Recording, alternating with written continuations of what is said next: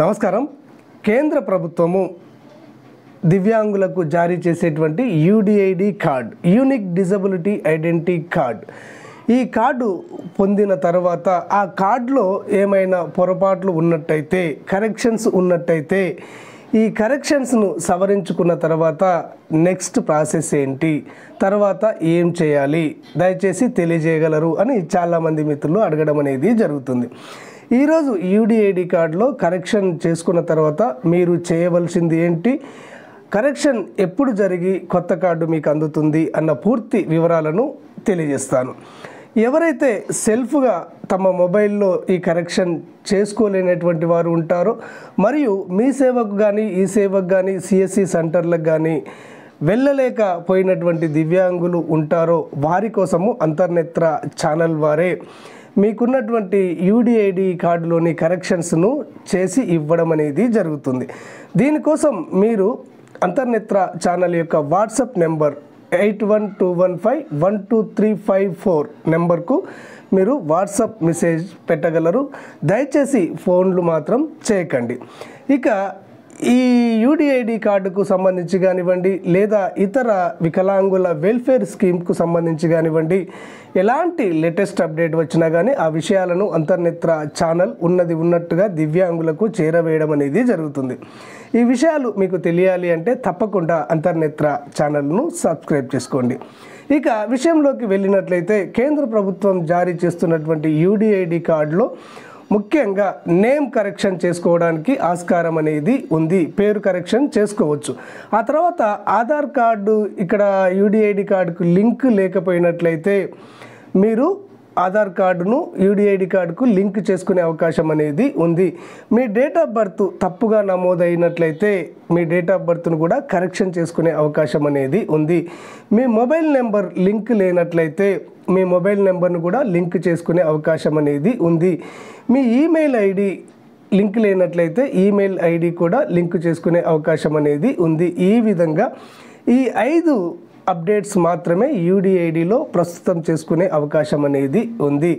ఇక మీ అడ్రస్లో తప్పులు ఉన్నా కానీ, మీ తండ్రి పేరులో తప్పులు ఉన్నా కానీ, మీ జెండర్లో తప్పులు ఉన్నా కానీ వాటిని ప్రస్తుతం సరి చేసుకునే అవకాశం అనేది యూడిఐడి పోర్టల్లో లేదు. ఇది మీరు గమనించాలి. ఇక మీరు మీ పేరును కానివ్వండి, ఇక్కడ ఆధార్ కార్డ్ అప్డేట్ కానివ్వండి, డేట్ ఆఫ్ బర్త్ కరెక్షన్ కానివ్వండి, మీ ఫోన్ నెంబర్ లింక్ కానివ్వండి, ఇక్కడ మీ యొక్క ఈమెయిల్ లింక్ కానివ్వండి చేసుకున్న తర్వాత మీరు చేయవలసింది ఏంటి అంటే, తప్పకుండా ఒక ఫోన్ నెంబర్, ఈమెయిల్ ఐడికి తప్పించి మీరు నేమ్ కరెక్షన్ చేసుకున్నా కానీ ఆ నేమ్ కరెక్షన్కు సంబంధించినటువంటి రసీదును డౌన్లోడ్ చేసుకోవలసి ఉంటుంది. ఇక్కడ డేట్ ఆఫ్ బర్త్ కరెక్షన్ చేసుకున్నా కానీ డేట్ ఆఫ్ బర్త్కు సంబంధించినటువంటి రసీదును డౌన్లోడ్ చేసుకోవాల్సి ఉంటుంది. ఇక్కడ ఆధార్ కార్డును అప్డేట్ చేసినా కానీ ఆధార్ కార్డు అప్డేట్కి సంబంధించినటువంటి రసీదును డౌన్లోడ్ చేసుకోవలసి ఉంటుంది. ఈ విధంగా మీరు ఏ కరెక్షన్ చేసుకున్నారో ఆ కరెక్షన్కు సంబంధించినటువంటి రసీదును డౌన్లోడ్ చేసుకునే అవకాశం అనేది పోర్టల్లో ఉంది. చాలామంది ఇక్కడ కరెక్షన్ చేస్తున్నారు, ఓకే అయిపోయింది అనుకుంటున్నారు. కానీ మీరు కరెక్షన్ చేసిన తర్వాత దానికి సంబంధించినటువంటి రసీదును తప్పకుండా డౌన్లోడ్ చేసుకోవలసి ఉంటుంది. ఈ విధంగా మీరు రసీదును డౌన్లోడ్ చేసుకున్న తర్వాత మీకు ఆల్రెడీ మీ మొబైల్ నెంబర్కు ఓటీపీ వస్తుంది, మీకు ఒక మెసేజ్ కూడా రావడం అనేది జరుగుతుంది, మీ కరెక్షన్ అనేది సక్సెస్ఫుల్గా చేయబడ్డది అని చెప్పేసి. అయితే ఈ రసీదులను తీసుకొని దేనికి దానికే, ఇప్పుడు 3 కరెక్షన్ చేసుకున్నట్లయితే 3 రసీదులు తీసుకొని ఆ రసీదులకు మీరు దేని ద్వారా కరెక్షన్ చేసుకున్నారు, ఇప్పుడు నేమ్ కరెక్షన్ చేసుకున్నారనుకోండి, దేని ద్వారా చేసుకున్నారు, దేని ప్రకారం చేసుకున్నారు అంటే ఆధార్ కార్డు ప్రకారం చేసుకున్నారు, దానికి ఆధార్ కార్డు జిరాక్స్ను పెట్టాలి. ఆ తర్వాత డేట్ ఆఫ్ బర్త్ కరెక్షన్ దేని ప్రకారం చేసుకున్నారు, ఎస్ఎస్సి మెమో ప్రకారము లేదా ఆధార్ కార్డు ప్రకారం చేసుకున్నారు అనుకోండి, ఆధార్ కార్డు మరియు ఎస్ఎస్సి మెమో ఆ డేట్ ఆఫ్ బర్త్ కరెక్షన్ రసీదుకు జత చేయాలి.